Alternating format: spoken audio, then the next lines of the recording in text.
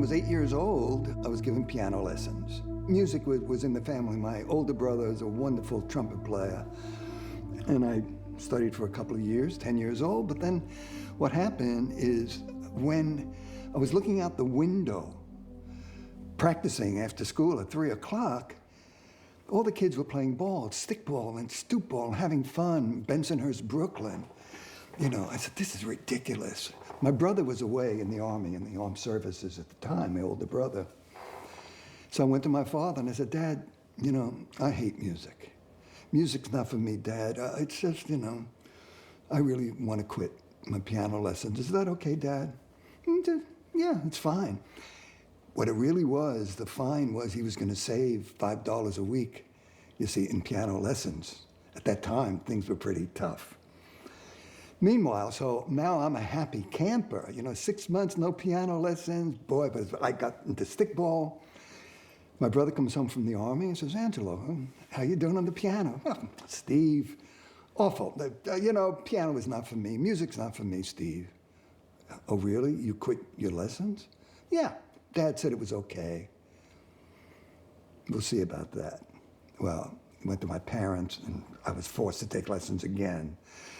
Now, I'm 12 years old, I'm junior high school, and I play the piano in school, and all of a sudden, a girl would come sit next to me on the bench. I'd go home and practice more for a couple of weeks, and the better I got, the more girls sat on benches. Well, then that was it. Then it was music forever.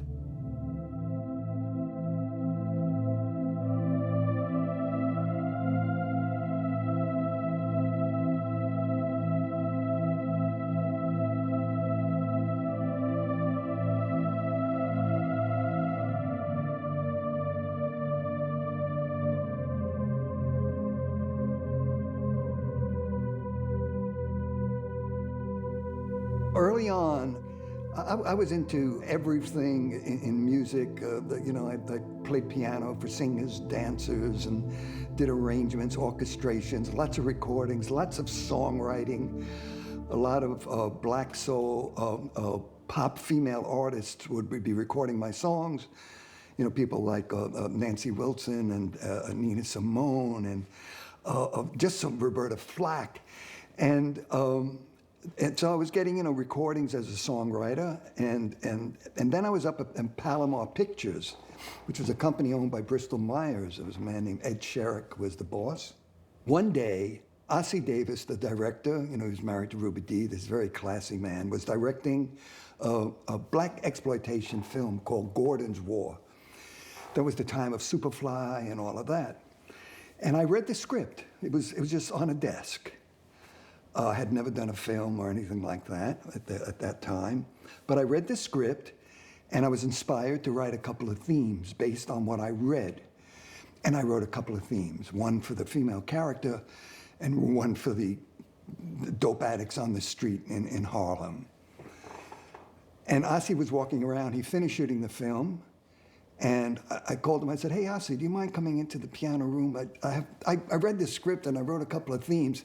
He said, Angelo, he said, it's very nice of you, but the film is done, and I've got Barry White to do the music. It's 20th Century Fox, and he's with the label, and he's so excited, and he's going to be doing the music. I said, Ossie, would you just listen to the couple of themes? He said, besides, it's an all-brother film. You have to understand that, Angelo. Would you mind, Ossie? Such a classy man. He came over. Sat at the piano, and I said, here's a theme for the girl. You know, I was a child of tomorrow, whatever. Wow, that's perfect for the girl. And here's for the pimps on the street. Come on and dream some paradise. Dream, dream, dream of paradise. The time is right. Grab a little happiness tonight. He said, wow, that's drug addicts and the whole thing. He said, you captured it. This is marvelous, but I have a problem. You know, other than telling Barry, you're not a brother. I said, Ossie, my roots are Sicilian. If you look on a map, you look at Sicily in the tip of Africa, you take 4 little strokes across that little pond in there. Now, Ossie, I may not be your brother, but I'm certainly your cousin. He said, cousin, do the score. That was the end of that. True story. And then the most important thing as far as film is concerned was meeting with David Lynch, which goes back to the days of Blue Velvet, which is like 1985, 1986. I received a phone call from my friend Peter Runfellow and Fred Caruso. Fred was the line producer for Dino De Laurentiis on Blue Velvet. Fred and Peter called me at home and said, Angelo, David Lynch is having a little trouble with Isabella Rossellini. She has to sing the song Blue Velvet. And we've had a lot of people work with her. They've even had some musicians come in from the coast. This is in North Carolina. And David's not happy with how she's delivering the song, and she's not happy. And we know that you work with singers. Can you come down tomorrow morning? I said, oh, no, come on, you can get anybody to do that. Coach a singer on something. No, Angelo, we've tried, it hasn't worked. So anyway, I went down, I met with Isabella. We stayed in a room with a piano, and we worked on the song Blue Velvet. I had a little cassette on top of the piano, and we worked for a couple of hours, and I coached her to sing it. We have a nice recording of her singing, me playing piano and Isabella singing. Fred comes, he said, let's go say hello to David. He was shooting the last scene of Blue Velvet. We go on the set, I say hello to David. David said, he doesn't know me, I don't know him. Hello, hello. He puts on his earphones, and he listens to this whole thing, and he says those famous words, this is Peachy Keen, this is the ticket. So, I'm from Bensonhurst, Brooklyn. I asked Fred Caruso, I said, Fred, one of the Peachy Keen, this is a ticket. He said, he adores it. And that's it. David then later said when he heard that, he could have put that cassette that we did there right into the movie, and then all she would have to do is dub it. But that was the start of it with David. Blue Velvet was the only piece of material that we did in a traditional composer-director way, because it was our first meeting. After that, with Twin Peaks and everything else, we had such a great relationship that it was just a matter of David sitting next to me and talking to me. And I would take his words and translate that into music. So regarding Mulholland Drive, he said, we need to incorporate, it has to incorporate multi-styles of music. And Mulholland Drive, the Mulholland Drive theme, this was before David even started shooting anything. We were in the studio in New York doing another project, and David said it should be a sad but beautiful darkness, and a little ominous, and also should have Russian feelings.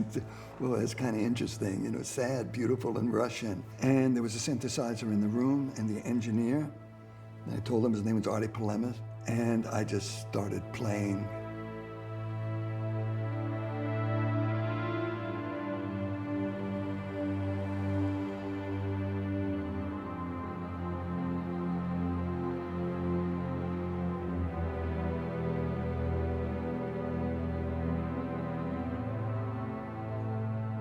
Also to have jazzy stuff, jazzy, quirky kind of stuff, like that main theme, the jitterbug, where all these teenage girls are dancing the Lindy Hop.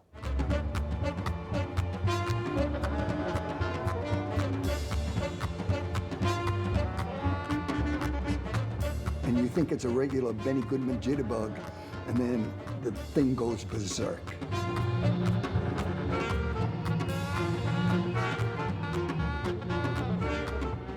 Horns blaring, dissonance, and that, kind of give you a feeling, hey man, this is not such a little, this movie's gonna go somewhere.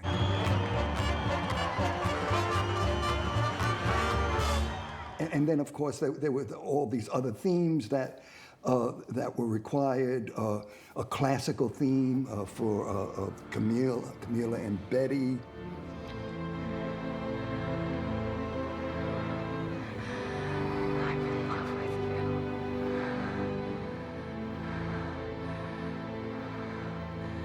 And then he says, I'm also, looking, I know I'm going to need a theme for Betty, the beautiful ingenue young Betty on her way to the hopeful dream of making it in Hollywood.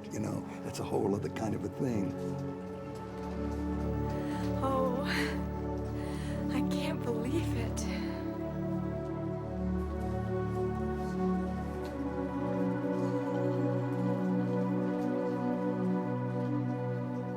We went to Prague, and we had the Prague Symphony Orchestra.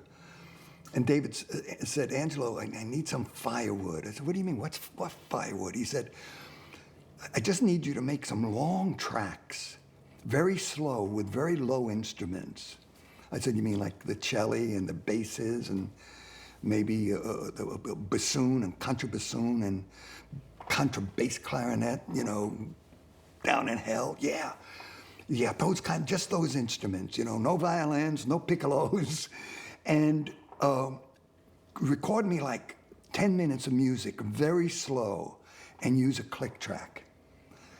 So I wrote these long, as they say, music whole notes tied, you know, all over the place for these instruments. They would have to, I don't know where they had time to breathe, but they found little spaces in between the brass players and woodwinds anyway.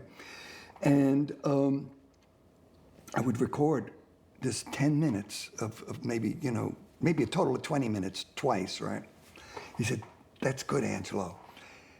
And then he said that this is going to work out great. And then what he did later was he took those same bottomy things and then he turned them, he said to the engineer, play this back half speed.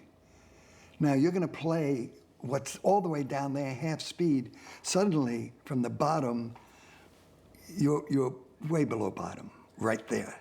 You know.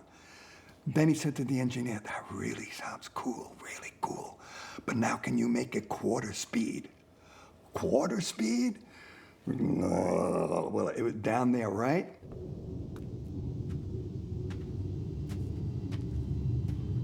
Now, David, from that 10 minutes, suddenly has a 15, 20-minute track of this undulating, slow, rumbling sounds.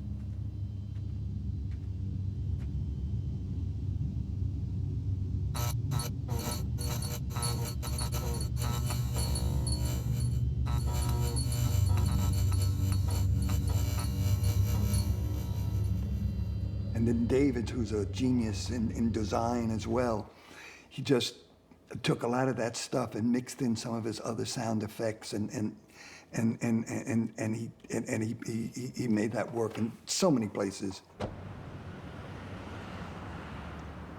Luigi Castellani. This is a very interesting story, and I was working on a project with David in that same New York studio, and we had a break, and we were sitting on the couch together, and it was one of those kind of two-seateds where David was a foot away from me, and I just happened to, you know, we were having kind of a lunch break and just talking, and I said, David, you're not going to believe what happened. I said, with this guy I met who lived in up in New York, in New Jersey, and northern New Jersey, and I was playing, years ago I used to play piano for his wife, who was a singer and a dancer. And his wife said, Angelo, I would love to invite you to my home for dinner, and I'd like you to meet my husband. Sure. She gives me the address. I drive up this long driveway, northern New Jersey. Long driveway, and there are cars outside, Mercedes, Rolls Royce, Lamborghini. Man comes out, opens my car door, welcome, sir. Go into this mansion, wide open. The young lady singer, wife, comes out, oh, Angelo, it's so great, you know, you're here, and you're gonna have dinner with us, and it was just gonna be, you know, the four of us. So we're sitting there, she introduced me to him, and I'm telling David, I reached out to shake his hand. I'll call him Joey. It's not his real name. Nice to meet you, Joey. He doesn't shake my hand, he says,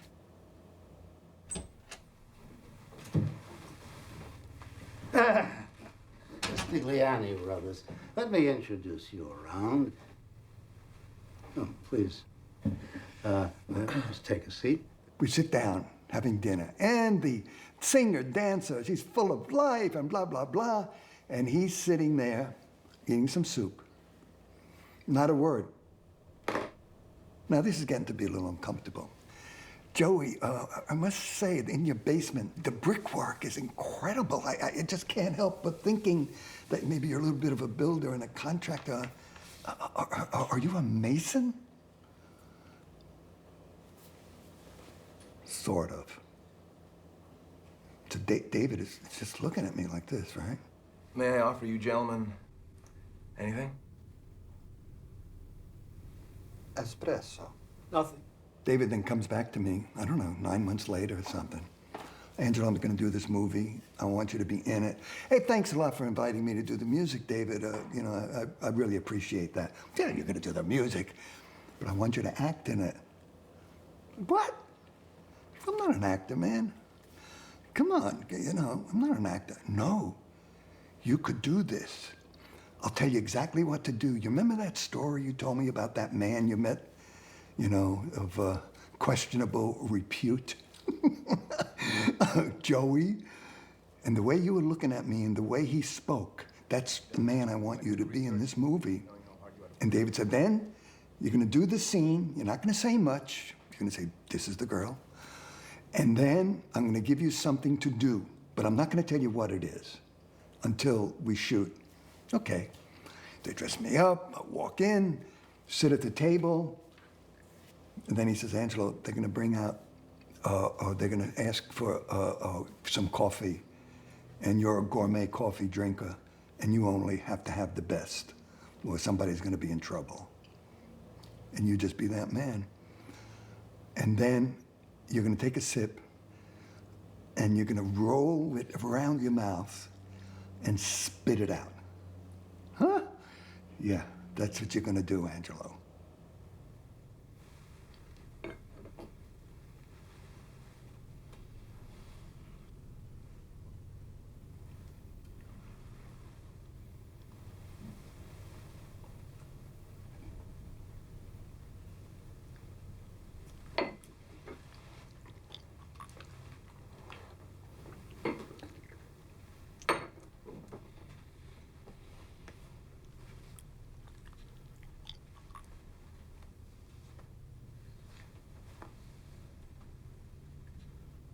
Shit. That's it. That was the end of my acting career. David said, I'm never gonna hire you again as an actor. I said, why?